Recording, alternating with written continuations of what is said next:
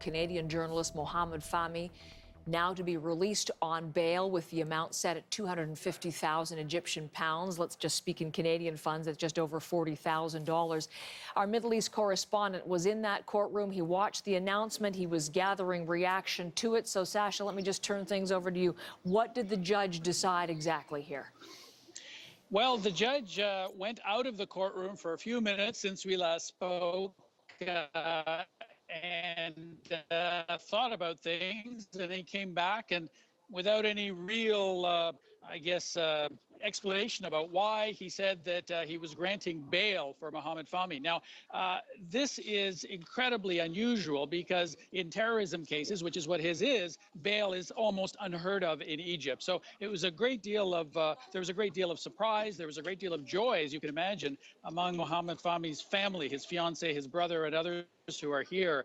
They have been working a great deal over the past, well, more than a year now, trying to get him released in any way they could, diplomatically, legally, any other way, and they managed to do it. The judge was convinced today. So can I just ask then, so he's out on bail for this amount of money with the retrial, we heard, Sasha, set to go now on the 23rd of February. So that's a few days from now. But Peter Gresta, who was the third of the Al-Jazeera journalists in all of this, he just tweeted that this is not the end, not time to declare it over, but this is a huge step forward. And then he said, but at least you get to go home. So I guess this is the question. Does he stay there? I mean, is this a pretext for this case wrapping up? Or what does this all mean? Well, it certainly does seem as though the judge doesn't consider him to be a huge threat, and that he's certainly sending signals that this case is probably winding down. However, as you say, it is set to go to trial in about 10 days from now here, so it is not over. The trial is going ahead. He is still charged. He is still facing a lengthy jail sentence, potentially. So all of this, as Peter Gresta says, is not over. What is not clear at this stage is whether this bail will allow him to actually leave the country.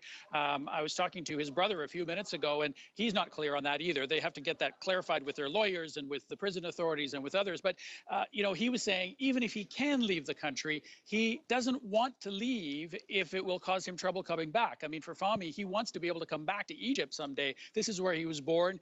He doesn't want to just sort of leave and leave all this mess behind him. He does want to be able to come back. Of course, he desperately also wants to be out of prison and out of the country if he can. He needs medical treatment, for instance, which he believes he can only get in Canada. Okay, yes, hepatitis C, and that was a big point of discussion this morning. You were telling us earlier. So just before I let you go, do we expect to see scenes today, Sasha, of Mohamed Fahmy walking out at some point of some building after more than 400 days being held in prison? Do we expect to see scenes with his family, or what should we be watching for now?